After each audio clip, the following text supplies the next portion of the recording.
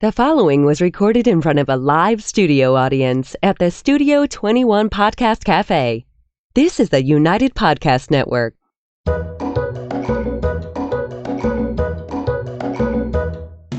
Welcome to the Quirky Dog Podcast, inspired by some of the quirkiest dogs you can ever imagine and the owners who love them.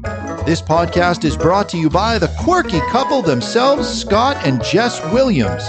Their aim is to educate and entertain. Here's Scott and Jess. Welcome, guys. Happy Wednesday. Happy Election Day. Wow. Boy, it's been quite an evening. Yeah, it is. Scott's been just peeled to the TV. I almost wanted to have one of those little TVs like you have for sports where you can like follow along as you're here, but whatever. We're going to be here and we're going to on a more positive be disconnected. Note, the country is going green.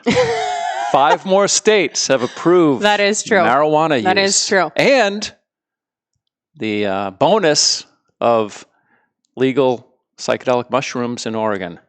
Yay, Oregon. I think we all need I think we should, before the candidates debate, they should be doing mushrooms. Yeah, maybe Get next year, 4 years later. Yeah, a lot of changes here, guys. We are going to talk about uncertainty today. We knew we were going live today.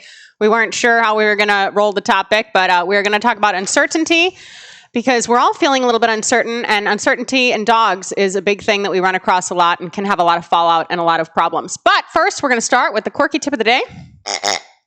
And the quirky tip of the day is just stay calm. Everyone is freaking the frig out, including me to a certain extent. I'm doing good. Okay. I got my pearls on today. I'm representing. Representing who? What? Representing the blue pig. Oh, okay. Okay. But we just really, as a nation, the calmer you are, the better. Go for a freaking walk with your dog. Like, just take a little bit of time out of your day. Have a cigar. Chill out. Yes, Have a cigar. Even better. Order from 2 guys. Scott loves his cigars. No, but we... I didn't think I could get any lazier till I started smoking cigars. Yeah, trust me, there's always another level of laziness. How can I kill an afternoon? Okay, so uncertainty is something that seems like, okay, you know, I guess 4 years ago, yes, I went to bed and I was sad and everything else, but it was nice to wake up and kind of know what was going to happen. Oh, it was worse than that.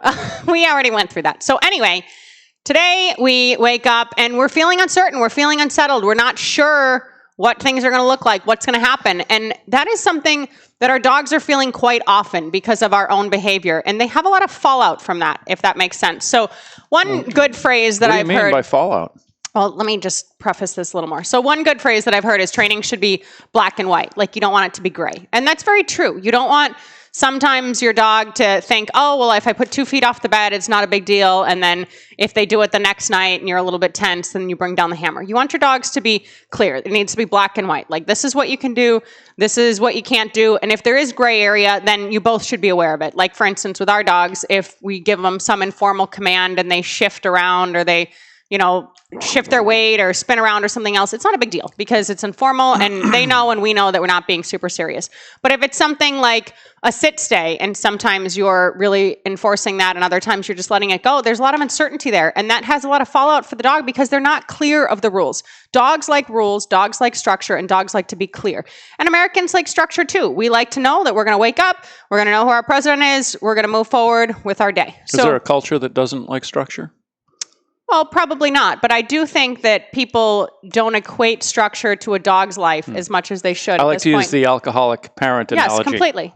Some nights they come home with gifts. Some nights they come home and beat the shit out of you. And that's What's true. It gonna and be it's tonight? not even that the owners are always so volatile, but like dogs are picking up on our stress. So if you guys are freaking out at home and you're super stressed out and you're worried about the uncertainty and how things are going to look, depending on how this goes with who actually wins the first round, who contests, whatever the heck's going to happen.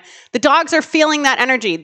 Our energy is always projected onto our dogs. So you guys have to be aware that whatever you're putting out into your household is something that your dogs are going to be internalizing, and that can change the entire family dynamic for everyone. I agree.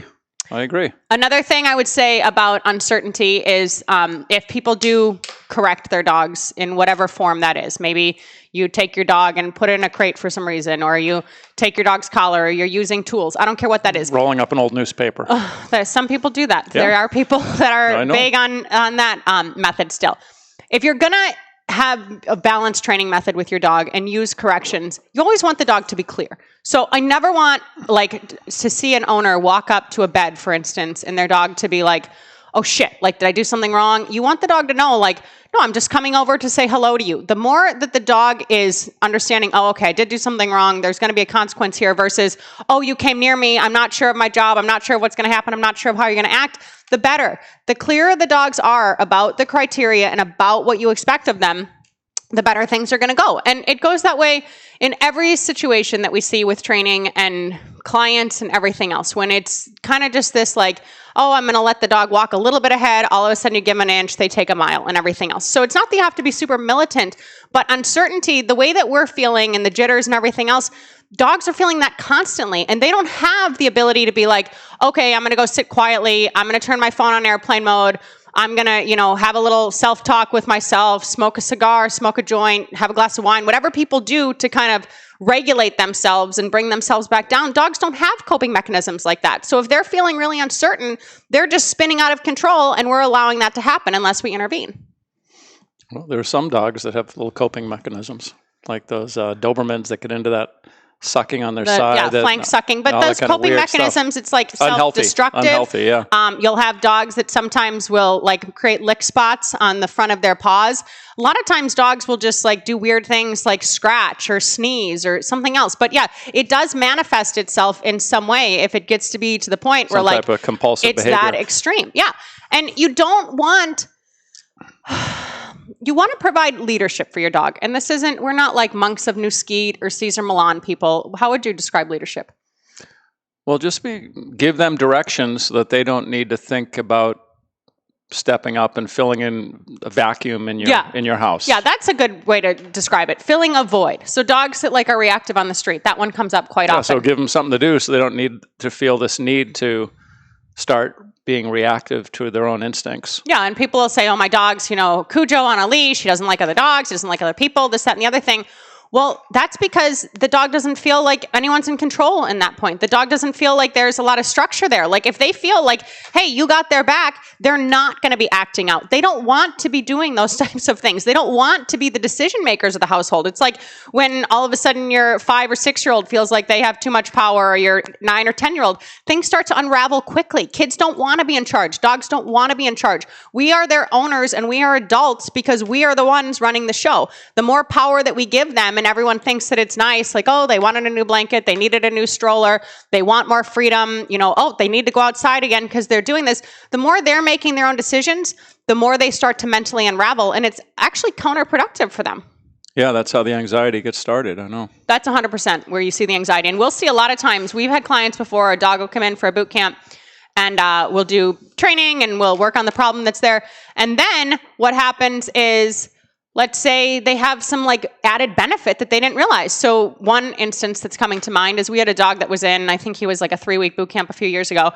And he was an older dog, herding kind of mix. And he always was really strange around this spot in their house. So he would freak out, it's the heebie-jeebies, it's a ghost or something. And he'd jump over this specific spot in the house. I'm not sure what the exact situation was, but this had gone on for almost a decade. We had the dog for 3 weeks. There was some structure. We did some balanced training. The dog took treats. We taught the owners how to deal with it. All of a sudden, that little heebie-jeebie spot went away for him. He walked across it normally. He acted more like a normal dog. And that's what we're trying to go for, is normalcy. We're trying to normalize normalcy. It is really hard to do right now in America, but it's really hard to do with dog ownership, whether there's an election going on or not. It just seems to be a common thread that people are giving more to their dogs, thinking that they're helping them. But really, it's getting them to a point where they're freaking stressed out about their lives. They don't feel like they have someone that they can rely on and that's going to protect them and give them instruction. And there's some major fallout for them. And that's fallout that if one dog has it, it's going to transfer throughout your whole entire house. Yeah, and I would add that if you also are diagnosed with anxiety disorder or some other type of neuroses that you're dealing with, keep in mind that can transfer over to the dogs really easily. So be more conscious of it in your interactions with your dog, knowing that you're not comfortable having this anxious issue to deal with. You don't want your dog to be uncomfortable with it. So, the difference is that we can intellectually reason with ourselves and say, oh, I'm stressed out. I don't want to go to work, but I got to do it. Depending on your level of issue, you should be able to, work through it to a certain extent. And the dogs can't work through it. Methods to help you work through it, whether that be therapy or drugs or whatever else. And yeah, that's a great point you bring up, because people are so into anthropomorphizing the dogs that they're like, oh, well, like, yeah, we both have anxiety. Like, we're both, running on a higher vibration and on a different kind of plane. Well, that isn't necessarily a thing that you want to be proud of or that you want to project onto your dog. Like, maybe try to, if you're feeling overly uptight or something, like, maybe try to separate yourself, reel yourself in before you're interacting with your dog and projecting that onto your dog. And a lot of times, we always talk about these emotional support animals, and sometimes it can be to the dog's detriment because people are using them for their own sake, but the dogs aren't necessarily strong enough to just sit there and be pet 24 hours a day. Yeah, you're really if the dog is truly a service animal, then you're sacrificing the dog for the human's betterment, their mental health or physical ability to move around. And you need a freaking strong dog to be able to work through that. Like the service dogs that are working with like psychiatric service dogs that work with children and stuff with certain disorders. Those dogs are built, they're mentally tough. They're built to deal with those types of things and encounter that type of adversity and stick to their own identity and work through that and allow you to use them as a tool. If it's just a pet dog, depending on the genetics and the upbringing and everything else, sometimes that can rub off on the dog and make them more unstable. So you want to be conscious of those things and be aware of what you're doing. And it's not that every moment of your dog's day has to be scheduled and everything has to be rules, but don't freaking tell them to do stuff. Like, just let them run around most of the time. We say that all the time. We let our dogs be more free than anything else, but it's this like, Rover, come, dog doesn't come. You need to actually go somewhere. Rover, come, dog doesn't come. You're marching through the house. Come on, we have to leave right now. We have a vet appointment. Like, dogs don't understand that. Why now the 20th time is it really important that I come in a quick manner, and before it hasn't really mattered at all, and you've just gone off and gone back to your phone call or gone and done another task. You know what I mean? They like expectation, just like we do as Americans and humans and everything else. And really the whole world right now, like, is watching us. They would like some certainty out of America, no matter how that goes. Like one way or the other, that's for sure. Yeah, and it just, knowing is sometimes better than the unknown. And I think that's what's been really tough, even about 2020. Like, people don't know, like, okay, well, if I finally go see my grandma, am I going to get her sick? Am I going to be able to get married ever with an actual ceremony? Who's going to be the Democratic candidate that's going to run against Donald Trump? Who's going to win the presidency? Like, there's been so much uncertainty brewing this whole year. And that has made for a lot of fallout in humans. You see a lot of people that are angry, that are pissed, that are unstable, that are violent. I'm not condoning any of that, but there's been fallout from uncertainty. But there's a fallout with your dogs too, and you have to be aware of that. So when we get back, we're going to talk a little more about how we can all tie this together. But first, we're going to go to break for Coranda. See you then. What makes Coranda beds chew-proof? Only Coranda beds have a patented design which secures the fabric inside the frame, making it totally inaccessible to jaws and paws. Your dog can't chew the fabric because we've hidden the edges inside the rails. Dogs love Coranda beds. See why? Coranda beds come in a variety of custom sizes. You can even add a fleece pad on top for extra coziness. And these beds can be used both indoors and outdoors. But best of all, our beds are easy to clean. Just wipe them off or hose them down.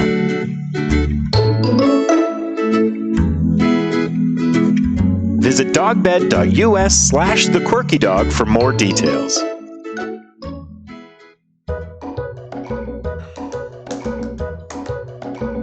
Okay, we're back. All right, we're going to do the quirky question of the day real quick. And the quirky question of the day was... Does my dog like cigars? No, that was Scott's. I had to give it a quick check. What is the best kibble to feed my dog? And really, my answer to that would be, it totally depends on your dog and the calorie intake and the breed and the age and the exercise level and everything else. So the long and short of it is, I would go to a higher quality pet food store, like a local pet food store that doesn't sell brands maybe like Royal Canin. What are some other ones? Beneful, the ones that kind of look like Captain Crunch for dogs, all the different colors. Wait, that's no good, that Beneful?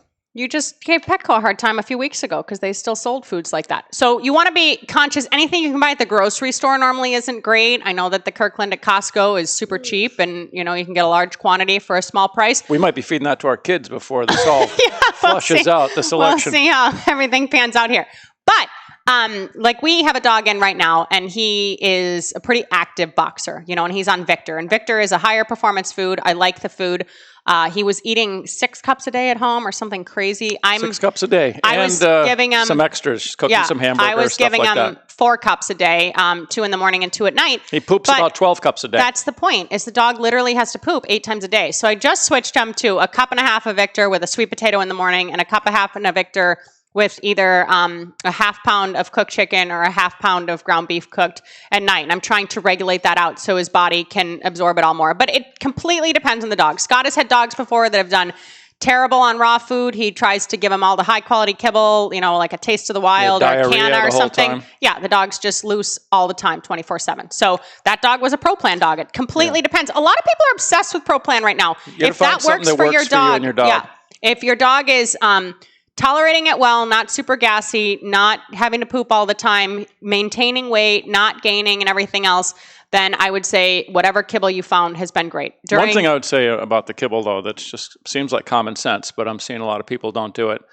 Aside from the quality of the product, if you have a full-grown dog, and it's a 50-pound dog, don't give it that little tiny kibble pieces because they can inhale that stuff. That's true. A lot of people, they start out with this puppy kibble, this really small kibble, and then they just continue feeding their dog. Maybe they go to an adult form of that brand, but it's a smaller size. They're not getting the big kibble. Yeah, you don't want that to get stuck. So and the same thing if you have a little toy breed, don't give the dog these big moon chunks. rocks. And I've seen it. People come in, they go, here. Or one guy just gave us cat food for his dog in an accident. Remember that? We've had a lot of stories.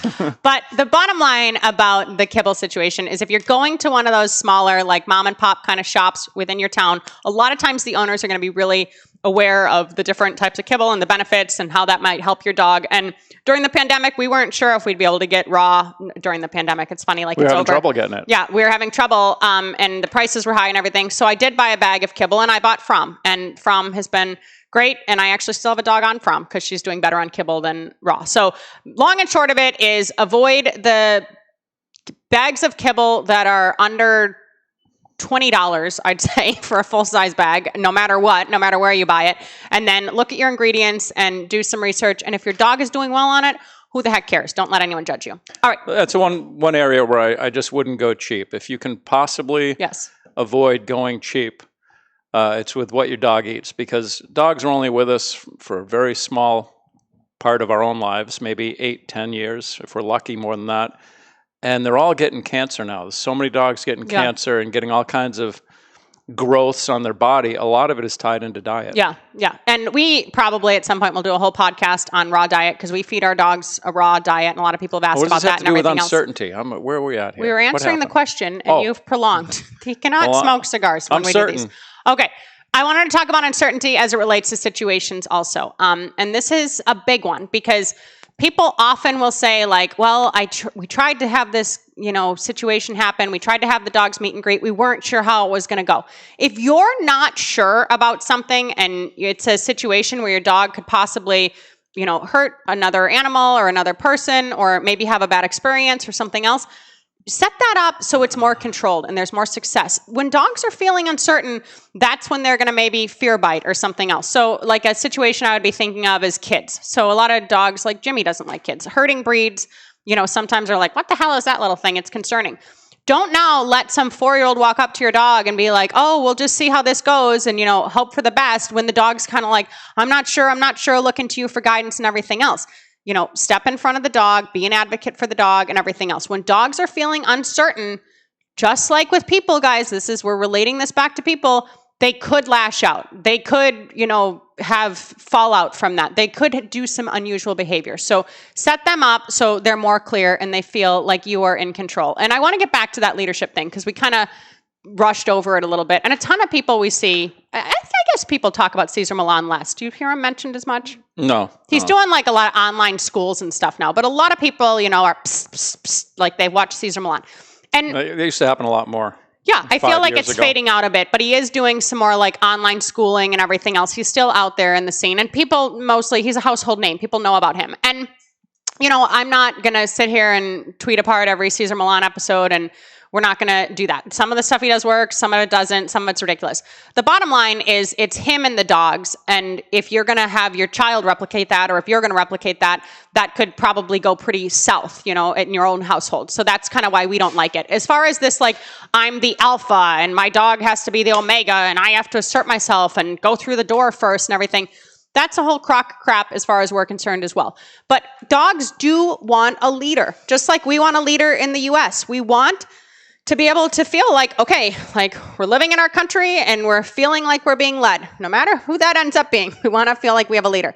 So do you want an alpha president or do you want an omega president? I guess that's really what we're talking about Don't here. start with me. You know, that whole thing about the dominant stuff, I just don't use that terminology. But if you're going to talk about a leader and structure, I mean, it's semantically, it's the same approach. It's not, we're not going to be alpha rolling and doing all that crazy stuff.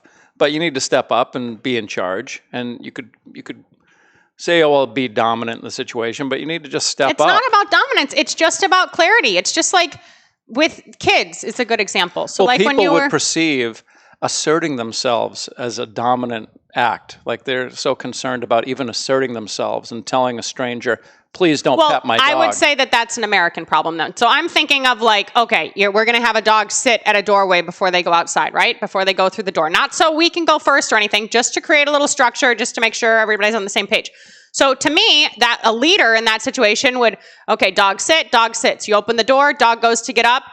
You're, as the leader, you have the dog sit again. I don't consider that being dominant. I just consider that being consistent and showing that there's rules that need to be followed there. The structure that you want to incorporate and hold them accountable to.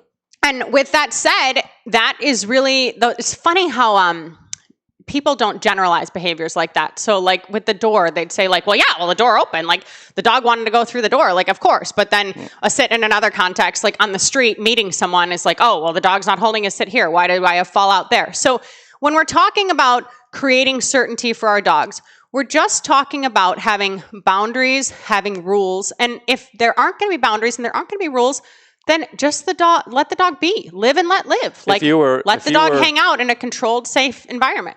It would be more dominant at the doorway if you were wearing your rubber costume with the whips. We're going to talk about that. We normally don't bring up my rubber costume while I'm wearing my pearls. That's more of a classy thing. I don't have a rubber costume. I don't know what this cigar is, but it's going to go on Maybe the shit list Christmas. of the smoking. No, to me, though, being dominant would be more like, you know, in that moment, like, oh, the dog got up. Like, okay, like I'm going to alpha roll him, or oh, you're going to like be meaner. Please sit, like sit now. I guess that's not dominant. I would associate the say, dominance with intimidation. I guess that would be a fair way of my description of dominance is more intimidation in the control. Yeah, and you don't need to do that. You don't need to raise your voice. You don't need to have some physical presence that's like making the dog. A lot of times, honestly, that will put dogs on the offense. If you have a dog that's strong, we had a Rottweiler like this a few years ago. It was a tough dog to have in, but it was wonderful. The more I enjoyed Scott was the only one that handled him. But the more that you bring to the table, the more that you try to assert yourself, the more the dog's like, all right, you want to go? Let's go. You know, and that kind of like squaring up on the dog and like, I'm going to be the leader and I'm going to show the dog what's what. You're creating more problems there. You're creating more conflict in your relationship. You don't want conflict, you guys. You want to have a relationship where you can own a dog, enjoy a dog, and where the dog feels clear. If you have to have a dog, a basic pet dog, living with you on medication because they're so off their rocker, because they're so out of control, then maybe you need to structure their lives a little bit differently. If the dog is always having to run around and pace and pant and, you know, ask for attention and everything else, maybe put them on a leash and step on the leash or use a crate or, you know what I mean? Try some different things to see if creating structure changes their behavior, because often it does. And I really wanted to just hit this point home with the uncertainty and the certainty, because you just see it so often with dogs. And I guess what really makes me sad is to see dogs that aren't sure. They're not sure about what is expected of them. They're not sure about the criteria that their handlers are going to be asking of them. They're not sure how to do the right thing. And maybe they're trying, and maybe they're, you know, some people say, oh, they're being defiant, whatever else. Yes, dogs can sometimes test. I understand that. But what are you doing to help your dog? And if what you're doing is hurting your dog in a way, if not just mentally, and I'm not saying physically, but mentally, then what can you do to help that? Like, we're there to be an advocate for them and to show them what we want and be clear, okay? Because, I don't know, maybe all the results are coming in now and we'll have more certainty by the end of the podcast here today. But I think it's going to be a little bit, and the uncertainty is what freaks us out as a nation and as living beings, I would say. Some of us. Some of us thrive on uncertainty. I don't let this stuff get to me. I don't. Yeah, he doesn't let anything get to him. But and it's not that stress. Stress can cause strength and everything else. But there's different things about stress and uncertainty. You know what I mean? There's a difference between like having an adverse situation where your dog worked through some frustration tolerance or succeeded or something else, and having a dog that's just mentally like asking for clarification, like, I'm not sure what you want. Like, I don't understand. You're not being clear. And I guess, again, the easiest way to say that is if you aren't going to expect anything of your dog, that's more than fine. But then don't tell them to do stuff and not be able to follow through with it, because that's where they start to be like, okay, well, like, are you actually in charge, or am I in charge, or is the little 5-year-old in charge, or is it just when dad's around that something happens? They need to have clarity, because just like all of us, clarity makes us feel better. Really kind of getting into the psychology of the dog here. Yeah. But the thing is, you need some concrete steps to take too. Understanding why they act the way they do doesn't help you make any progress in any way. You got to be able to step in and do something to help calm them down and control the situation. Yeah, and often for people that just means like, petting them and holding them and everything else. It's not like that it's wrong to cuddle with your dog or something else, but a lot of times just petting them when they're freaking out and they're not sure isn't necessarily helping them. It can be increasing that type of anxious behavior. Talking about me and Jimmy now, or what are you getting at? No, you guys are fine. You guys are clearing things up. All right, next week we're going to have a representative on from the insurance company Embrace. So if you're thinking about dog insurance, definitely check out that episode. And I wanted to thank you guys, everyone that was a part of the Quirky Dog apparel campaign. A ton of shirts were sold. They're going to be sent out here in the next week or so, and we appreciate your support. If you need anything from us guys, studio at thequirkydog.com. Hang in there, grab the coffee, grab the wine, grab the cigars, whatever works for you. Looking forward to the next 4 years. Keep it quirky. We got a squeak.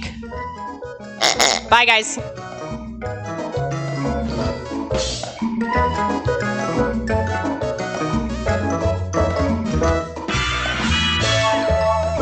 The views and opinions expressed by the hosts, guests, or callers of this program do not necessarily reflect the opinions of the Studio 21 Podcast Cafe, the United Podcast Network, its partners, or affiliates.